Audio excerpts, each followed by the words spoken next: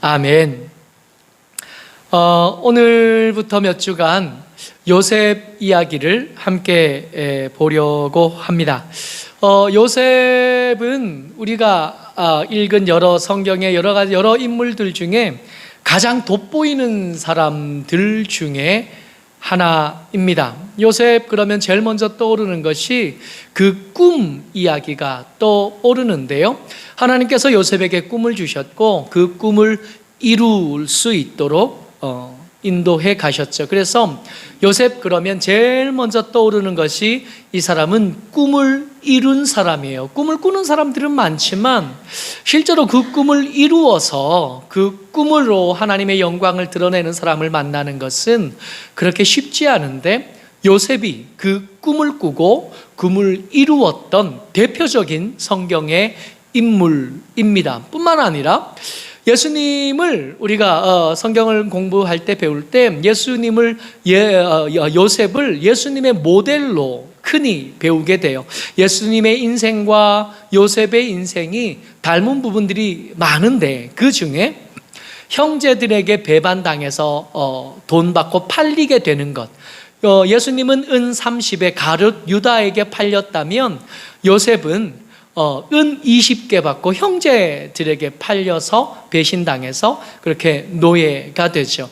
예수님은 십자가의 죽으심을 통해서 끝난 게 아니라 반전, 부활을 통해서 그 사역을 이루어 가신 반면에 요셉은 감옥에 갇혔다가 그 인생이 완전히 끝날 것 같은 그 자리에서 다시 시작해서 그 삶을 하나님 앞에 드러냈던 사람, 그리고 그의 성공으로만 머무는 게 아니라 그 형제들을 그 기근에서 살려내는, 그리고 그 형제들을 용서하는 데까지 이르렀던 사람이 요셉인데, 마치 이런 모습이 예수님의 십자가와 예수님의 부활과 또 그 십자가를 통해서 구원의 길을 얻은 우리처럼 예수님의 모델이 되는 사람이 요셉입니다. 그러니까 요셉은 성경에 나타나는 여러 인물들 중에 드물게 괜찮은 사람이에요.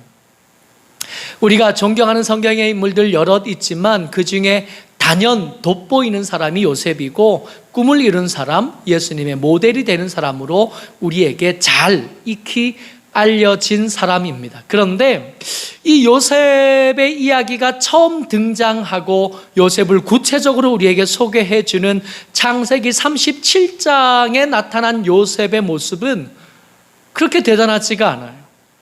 하나님의 주시는 꿈에 걸맞는 사람이 아니라 어쩌면 화장하지 않은 어떤 사람의 얼굴처럼 준비되지 않고 그저 민낯으로 이렇게 다른 사람들에게 못 보여주지요. 가족들에게만 보여줄 수 있는 그 민낯, 머리도 까치집 지어져 있고 새집 지어져 있고 눈곱도 이렇게 끼어 있고 밤새 자면서 흘린 침이 이렇게 흔적이 남아있는, 마치 그 모습의 요셉을 우리는 37장에서 볼 수 있습니다. 오늘은 요셉의 민낯, 그리고 요셉의 그럼에도 불구하고 그 요셉을 끌고 가셨던 하나님의 은혜를 좀 나누면서 우리 삶에 차지하는 하나님의 목, 하나님께서 우리에게 주시는, 우리 삶에 주시는 하나님의 몫이 얼마나 될까 하는 것들을 좀 살펴보려고 합니다.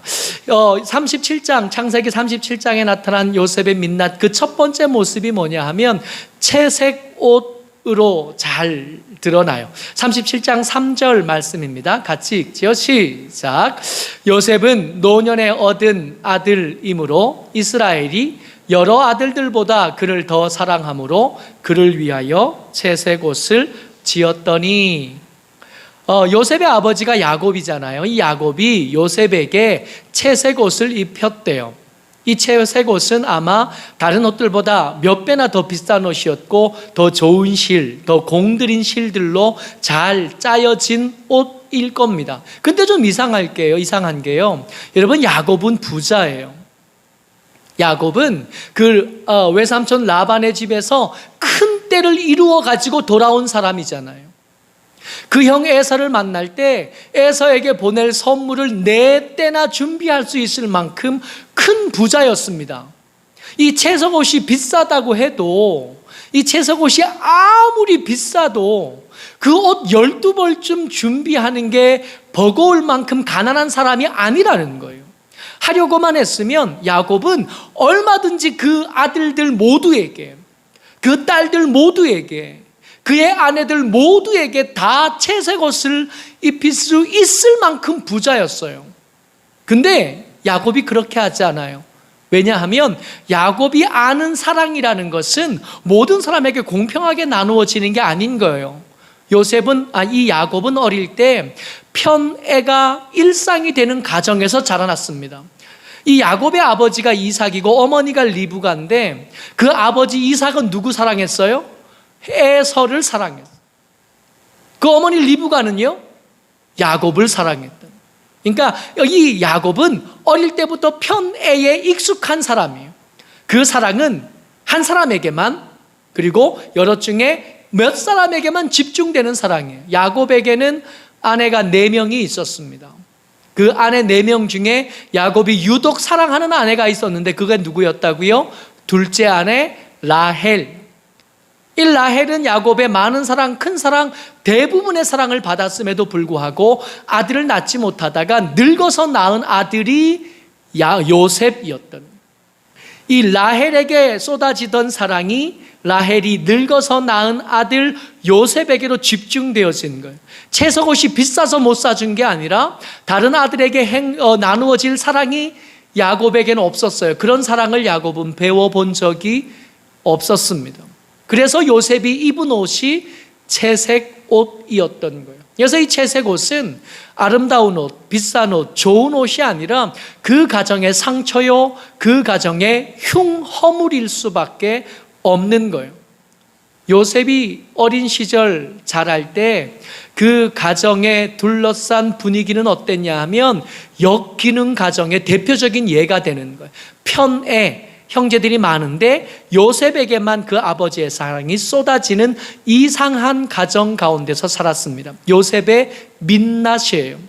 요셉의 민낯 두 번째 우리가 같이 나눌 건 뭐냐면 투머치 토커예요. 요셉은 투머치 토커가 뭐냐 하면 지나치게 말이 많은, 수다스러운, 그러니까 말 한마디 시켜놓으면 다른 사람들이 말할 틈도 없이 끝도 없이 얘기하는 사람.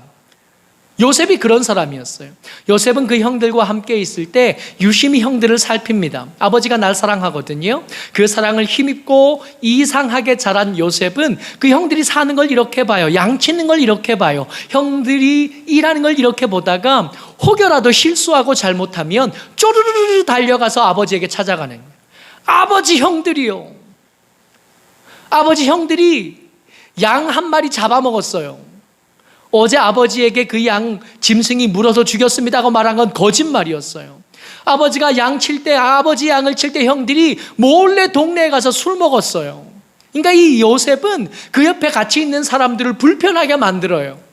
어떤 사람은 함께 있을 때 그 흉허물이 덮어지는 사람도 있는 반면에 어떤 사람들은 그 옆에 있으면 잘못한 것이 자꾸 드러나 보이는 사람들이 있잖아요. 요셉이 바로 그런 사람들이었습니다. 뿐만 아니에요. 37장 5절입니다. 같이 읽어요. 시작. 요셉이 꿈을 꾸고 자기 형들에게 말하매 그들이 그를 더욱 미워하였더라. 요셉 하면 제일 먼저 떠오르는 게 요셉이 꾼 꿈이잖아요. 첫 번째 꾼 꿈이 뭐냐면 형들과 요셉이 밭에서 이렇게 곡식단을 묶어서 추수하고 있는데 형들의 단이 이렇게 다리에 주저앉고 요셉의 단만 이렇게 서더니 형들의 단이 요셉의 단을 보고 이렇게 절을 하는 게 첫 번째 꿈. 두 번째 꿈이 뭐냐면 요셉을 향하여 해와 달과 11별이 요셉을 향하여 절하는 꿈. 여러분, 우리는 이 꿈 이야기를 들으면 요셉의 뒷이야기를 아니까 이렇게 생각할 수 있어요. 이 추수하는 중에 요셉의 곡식단을 향하여 형들의 단이 절하는 것을 보니까 나중에 되면 요셉이 그 형들을 기근 중에 먹여 살리게 되겠구나 하는 걸 우리는 알아요. 나중에 이 기근 중에 그 형제들과 아버지, 어머니를 포함한 그 가족들을 요셉이 지켜주고 보호하는 역할을 하게 되겠구나 하는 걸 우리는 알아요. 근데 요셉은 아직 모르거든요. 그러니까 하나님께서 꿈을 주셨지만 그 꿈이 어떻게 이루어지게 될 건지, 그 꿈이 어떤 일을 하게 될 건지 요셉은 몰라요. 모르면 어떻게 해야 되냐면 잠잠해야 되거든요. 잘 모를 때는 침묵하는 거거든요.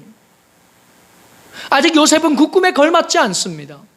그러니까 만약에 요셉이 더 인격적이고 더 성숙한 사람이었다면 어떻게 했어야 되냐 하면 그 꿈이 어떻게 이루어질 건지 그 속에 하나님과 깊이 있는 대화와 교제를 나누면서 잠잠했어야 돼요. 근데 요셉은 그럴 만한 성숙함이 없습니다. 형들의 잘못을 고자질할 때, 이런 꿈을 꿀 때 요셉이 17살이었대요. 여러분, 17살이면 이몽룡이 춘향이 만날 때가 17살이에요. 알 거 다 아는 나이요. 할 거 다 하는 나이예요. 하지 말라 그래서 참고 있는 거지 못하는 나이가 아닌 거예요. 사리분별할 줄 알아요. 좌우분별할 줄 알아야 되는 나이가 17살이에요. 그저 그냥 어려서 그렇다. 그건 6살, 7살 때 얘기죠. 요셉 17살이라고 성경은 분명히 기록하고 있습니다.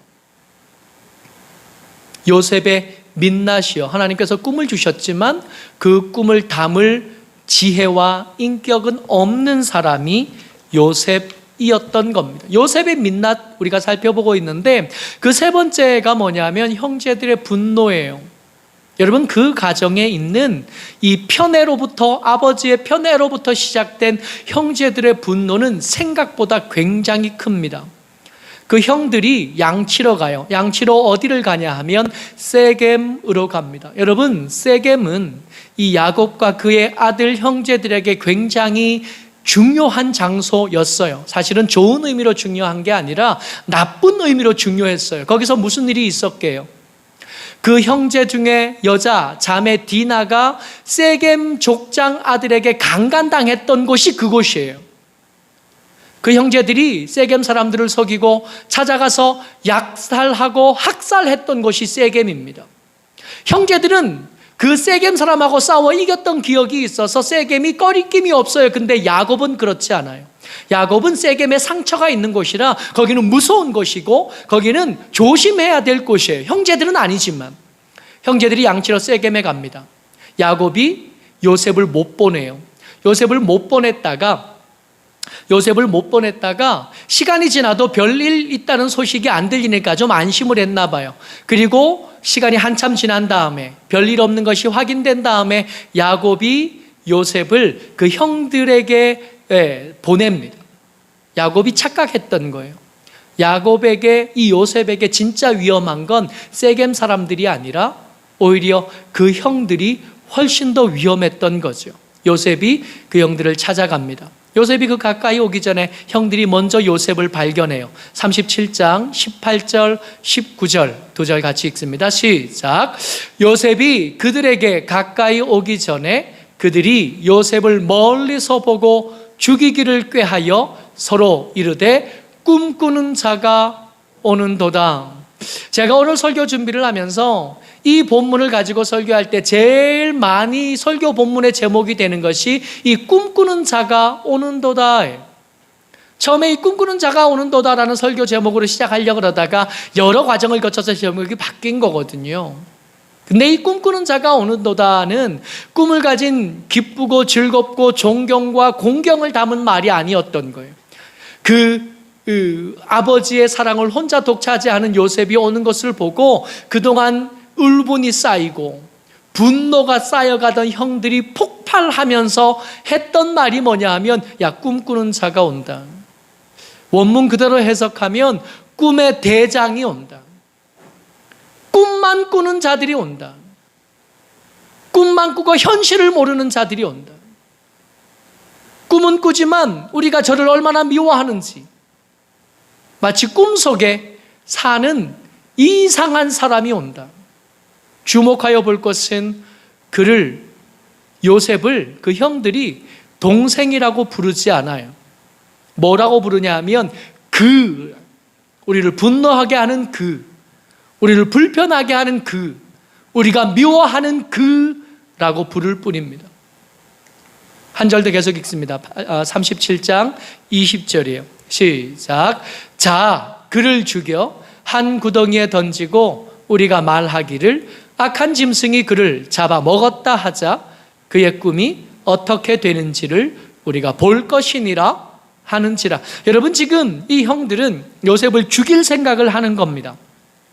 요셉을 죽이고 싶은데 꺼리낌이 전혀 없어요. 다만 그가 말하던 꿈이 우리가 그를 죽여도 이루어지는지 보자. 우리가 그를 죽였는데도 그 꿈이, 그가 말하던 그 꿈이 여전히 유효한지 살펴보자. 그러니까 기대가 담긴 말이 아니라 그가 그동안 하던 말들에 대한 조롱을 듬뿍 담아서 한 분노에 가득 찬 살기 등등한 말이 되는 겁니다. 여러분들, 꿈을 이루기 위해서는 여러 가지 것들이 필요해요.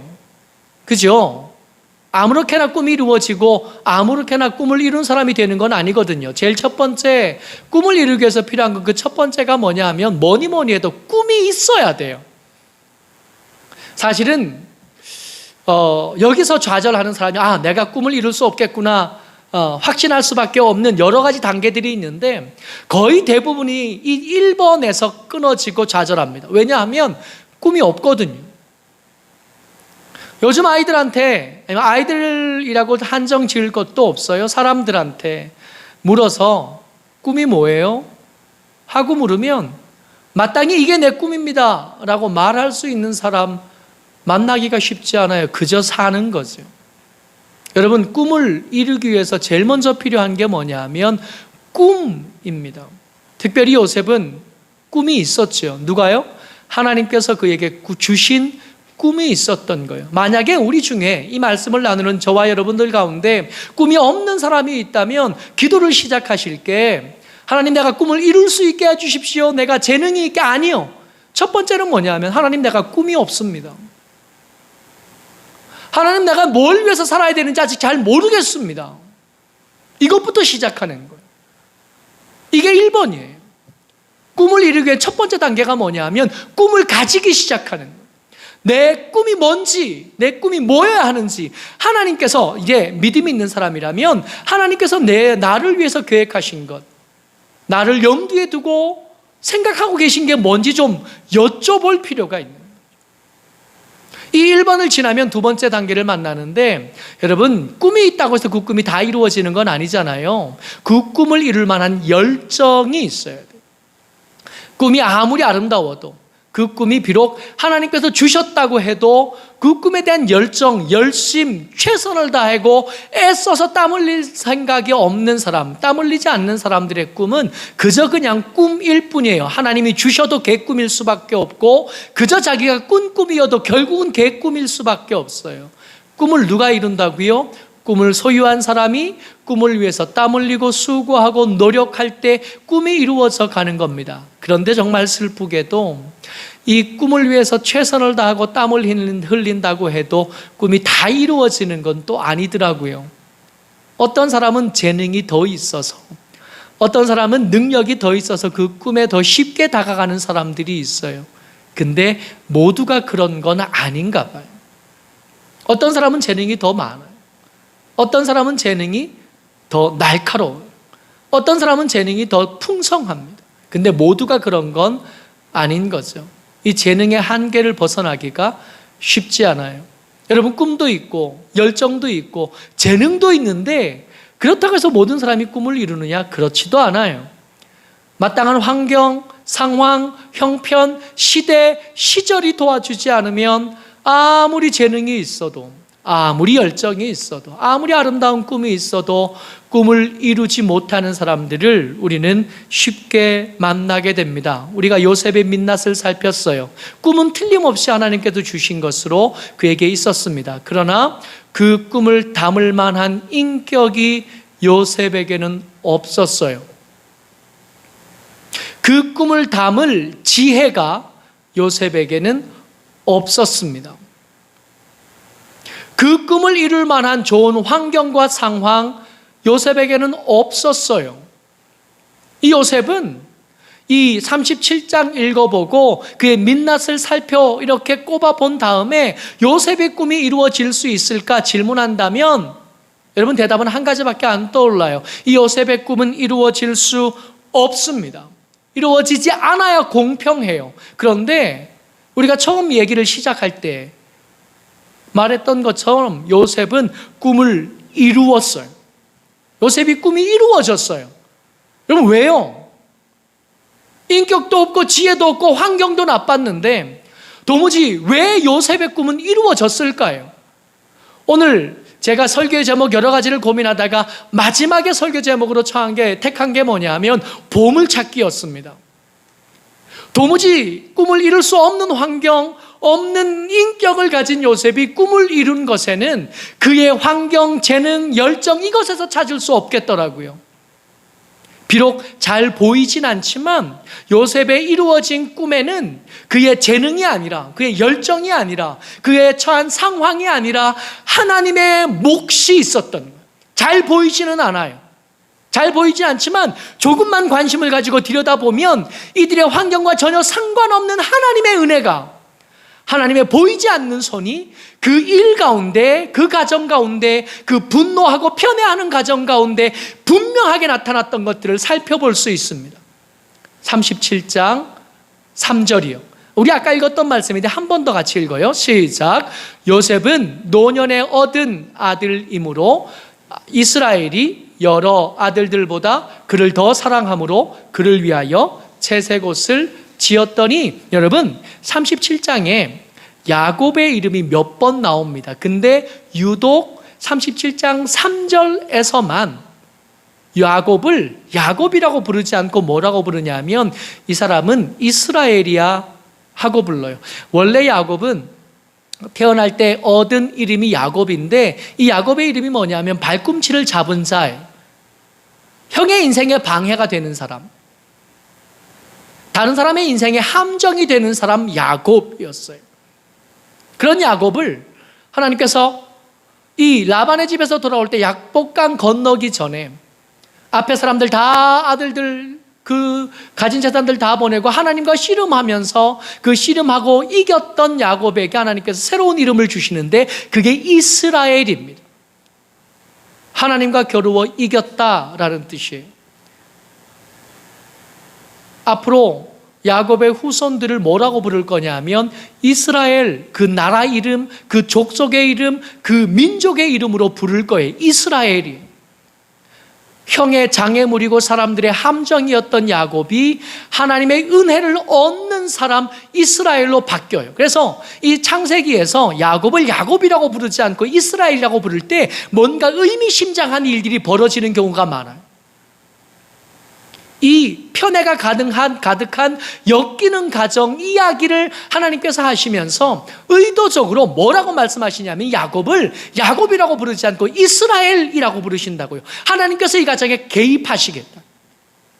하나님께서 이 가정에 간섭하시겠다는.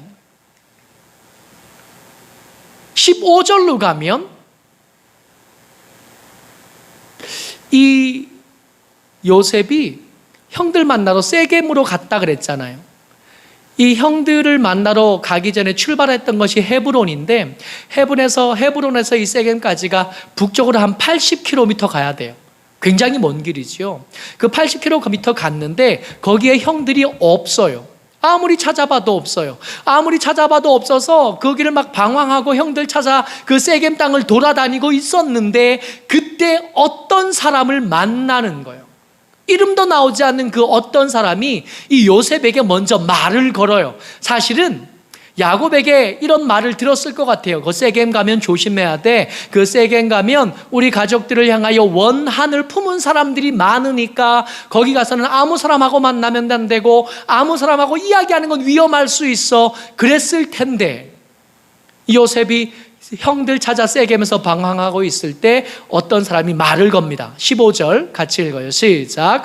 어떤 사람이 그를 만난즉 그가 들에서 방황하는지라 그 사람이 그에게 물어 이르되 내가 무엇을 찾느냐. 여러분 어떤 사람이요? 그 어떤 사람이 요셉에게 호의를 가지고 접근합니다. 자연스러워 보이세요?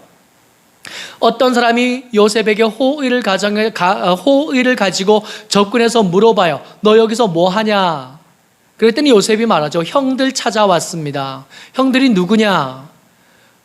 야곱의 아들들입니다. 그런데 그 어떤 사람이 그 형들을 알아요. 그 형들을 알 뿐 아니라 그 형들이 나누었던 이야기를 들었어요. 형들이 뭐 하고 있었냐면 세겜에 있다가 거기 아마 풀이 좀 모자랐나 보죠. 여기도 좀 움직이자. 우리가 여기서 한 20km쯤 더 떨어진 데로 가면 거기 도단이라는 데가 있는데 거기 가면 양을 치기에 더 적당한 데가 있을 것 같아. 그런 이야기를 했어요. 근데 이 어떤 사람이 그 이야기를 들었던 어떤 사람이었던 거예요. 여러분 자연스러워 보이세요? 세겜에서 만난 어떤 사람이 요셉을 향하여 호의를 가지고 있고, 호의를 가지는 어떤 사람이 형들을 알고, 형들이 나눴던 대화를 기억하고 있고, 그 형들이 나눴던 대화 속에 등장하는 도단이 어디에 있는지 아는 사람을 광야에서, 아니 이 들판에서 방황하다가 우연히 만났다고요. 여러분 우연히라고 말하지만 이게 우연히로 들리기보다는 하나님의 보이지 않는 손이 그 사람을 그 요셉 앞에 데려다 놓은 것으로 보인다고요. 여러분 요셉이 그 형들을 만났을 때 이 형들의 계획은 뭐였어요? 죽이자였잖아요. 이것을 죽여놓으면 그 꿈이 어떻게 되는지 우리가 확인할 수 있지 않겠나? 그가 그렇게 입버릇처럼 말하던 꿈이 어떻게 되는지 알 수 있지 않겠나 했었잖아요. 근데 르우벤이 그 형들 중에 첫째 맏아들 르우벤이 그 형들에게, 그 살기 등등한 형들에게 이렇게 말합니다. 21절이요. 시작. 르우벤이 듣고 요셉을 그들의 손에서 구원하려 하여 이르되 우리가 그의 생명은 해치지 말자. 르우벤이 이 말을 했다는 거예요. 여러분 르우벤은 지금 요셉의 야곱의 아들 중에 큰 아들이긴 하지만 이 르우벤은 그 아버지의 네 아내 중에 하나 빌하와 통간하는 남자예요. 이 사람 좋은 사람 아니에요. 죄인이에요. 그 서모 빌하와 통간한 것 때문에 장자권을 뺏긴 사람이에요. 그러니까 뭔가 선한 영향력을 기대할 수 없는 사람이에요. 그런데 그 르우벤이 그 편애와 이거 빌하와 통간한 것을 아버지가 알거든요. 그러니까 아버지에게 미움을 받았으면 제일 많이 미움받았고, 그 미움받았던 것 때문에 화가 났으면 제일 많이 화가 났을 법한 르우벤이 요셉을 살리려고 시도합니다. 이게 당연하고 자연스럽게 보이세요? 르우벤이 그 요셉을 살려서 아버지에게 돌려보낼 계획을 해요.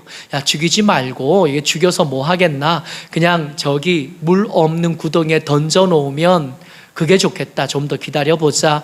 그렇게 던져놓고 나중에 혼자 생각에 이 요셉을 아버지에게 돌려보낼 생각을 합니다.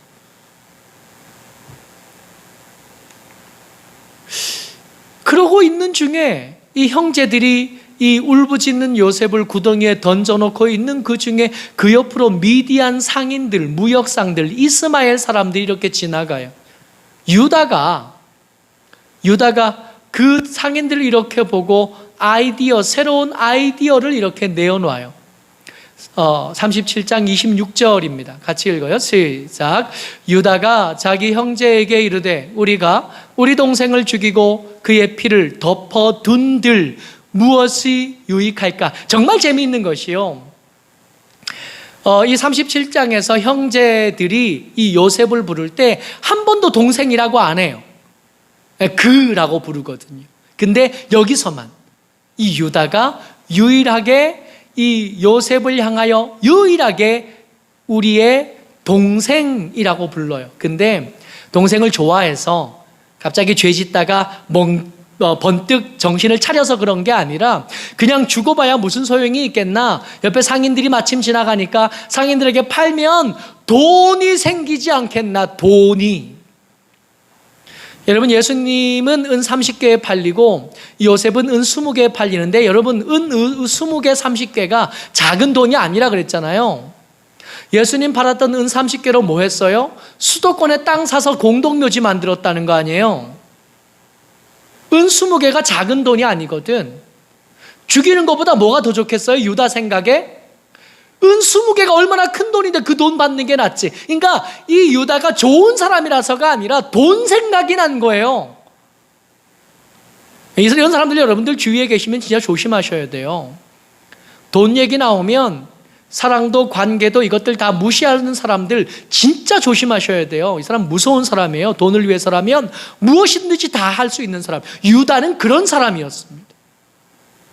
그러니까 뭐 좋은 사람이 아니었어요. 좋은 사람이어서가 아니라 돈 생각이 난 거지. 여러분, 그래서 이 요셉은 죽지 않고 미디안 상인들에게 팔려지게 됩니다. 그리고 이제 우리가 아는 그 장면, 요셉의 인생 2막이 시작되는 거예요. 36절 같이 읽습니다. 시작. 그 미디안 사람들은 그를 애굽에서 바로의 신하 친위대장 보디발에게 팔았더라. 우리가 잘 아는 요셉의 인생 2막이 시작되는 그 공간으로 하나님께서 보이지 않는 손길로 그를 이끌어서 보디발의 집까지 던져 놓으시는, 요셉은 꿈을 이룬 사람입니다. 예수님의 모델이 돼요. 그러나 37장에 드러난 것처럼 요셉은 그럴 만한 인격도 지혜도 자격도 없는 사람입니다. 찬양 하나를 같이 좀 들었으면 좋겠어요. 우리 박종호 씨가 부르는 찬양인데, 나의 나 된 것은 하나님의 은혜라 하는 찬양이에요. 한 2분 정도만, 많이는 못 들고 같이 들으려고 합니다. 잠깐 같이 듣죠.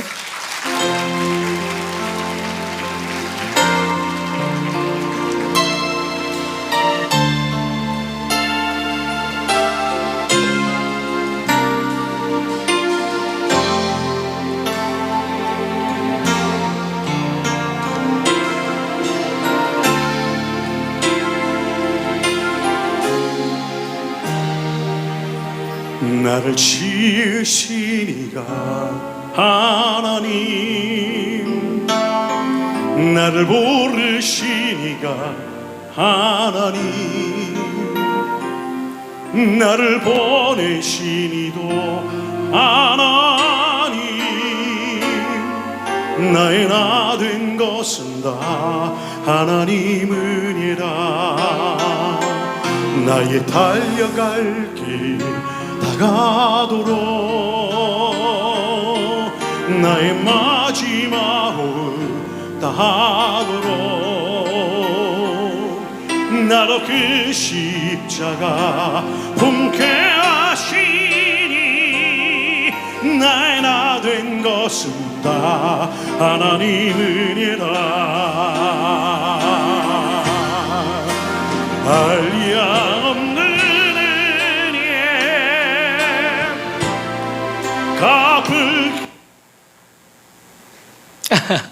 여기까지만 듣죠. 박정호 씨 찬양을 들었는데요. 제가 어릴 때, 청년일 때 보던 박정호 씨랑 지금 우리 찬양하는 박정호 씨의 모습이 굉장히 많이 달라요. 아이들 셋 데리고 미국으로 유학을 가셨더랍니다.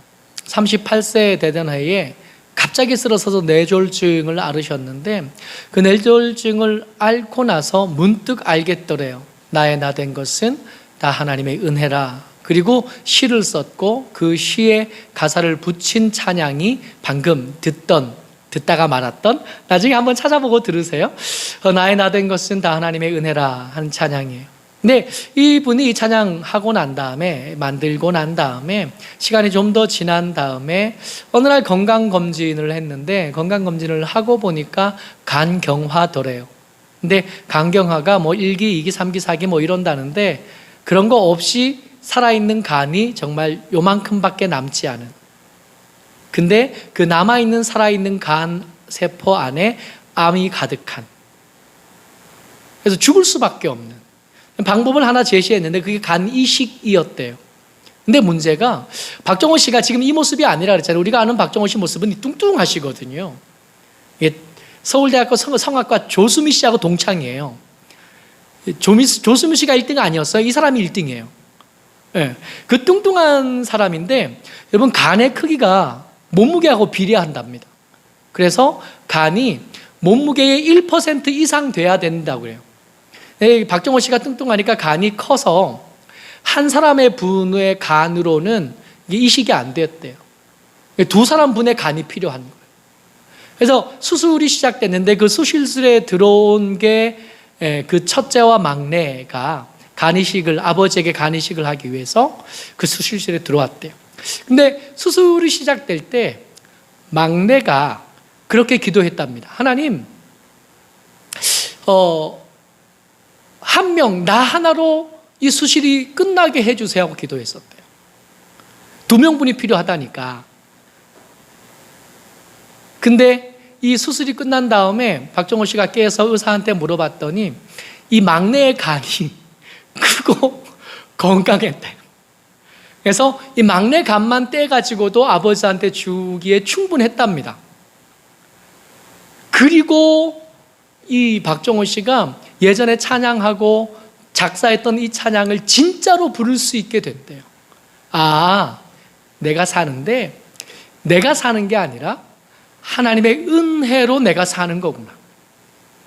이 사람이 재능이 많은 사람이잖아요. 서울대 성악과 갈 만큼 하나님을 향한 열정도 많은 사람. 근데 그럼에도 불구하고 그거 가지고 아무것도 할 수 없었다는 것을 알게 된. 오늘 설교 준비하면서 나누고 싶었던 것이 이것이었습니다. 요셉이 훌륭한 사람이었어가 아니라 요셉의 인생 가운데 하나님께서 간섭하신 몫이 컸구나. 근데 요셉에게만 그럴까요? 우리 인생 돌아보면 마음에 들기도 하고 때때는 마음에 들지 않는 부분도 많았지만 그럼에도 불구하고 여기까지 나를 데리고 오신 하나님이 보이지 않는 손으로 때때마다 간섭하셨구나. 여러분, 믿음이 자란다는 게 어떤 걸까요? 믿음이 자란다는 건 믿음이 점점 자라가면서 점점 더 알게 되는 거예요. 하나님의 몫이 내 속에서 점점 커질 수밖에 없는. 믿음이 없을 때는 찬양은 내 전부라고 이렇게 말은 하고 찬양은 하지만 그렇게 생각하지 않거든요. 그래서 11조도 아까웠고 하나님께 기도하는 시간도 너무 길고 예배 시간도 너무 길어지고 이런 것들이 불편했었는데 믿음이 조금씩 자라가면서 그것이 당연하게 여겨질 뿐만 아니라 그것이 부족하게만 여겨지게 되는 것, 이게 믿음이 자라는 것 아니겠습니까? 이게 잘 안 보여요. 맨정신에 이렇게 삶을 살펴보면 내가 열심히 해서 된 것 같고 내가 재능이 많아서 그런 것 같고 우리 아버지 어머니가 훌륭해서 그런 것 같고 내가 처한 시대가 괜찮아서 그런 것 같다. 근데 조금씩 철들어가면서 알게 되는 거. 아, 하나님의 은혜였구나. 하나님의 몫이 내 성공에 이만큼이셨구나. 내 삶에 하나님의 몫이 이만큼이나 있었구나.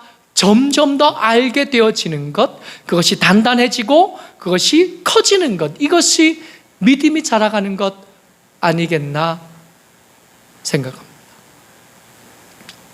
요셉의 이야기를 몇 주에 걸쳐서 계속 따라가 볼 겁니다. 근데 이 이야기를 따라가면서 여러분들 정신 차리셔야 돼요. 요셉이 굉장히 훌륭하거든요.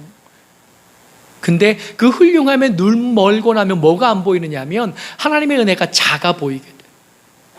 이 요셉 이야기를 제대로 잘 읽으면 어떻게 되냐 하면 요셉은 모자라 보이고 그 가운데 그 모자란 그를 일으켜 세우시고 사용하셨던 하나님의 은혜가 커 보이고, 이게 요셉 이야기를 잘 읽는 것이 되는 겁니다. 보물찾기 같아요. 뭘 찾아내냐 하면 하나님의 몫을 찾아낸, 내 삶에 허락해 주신 하나님의 몫, 내 거 전부 아니라 하나님의 몫이 내 삶에 있는데 그게 어떤 건지 말씀 같이 나누면서 찾아가는 저와 여러분 되시기를 주의 이름으로 축복합니다. 아멘. 은혜가 많으신 아버지 하나님 감사합니다.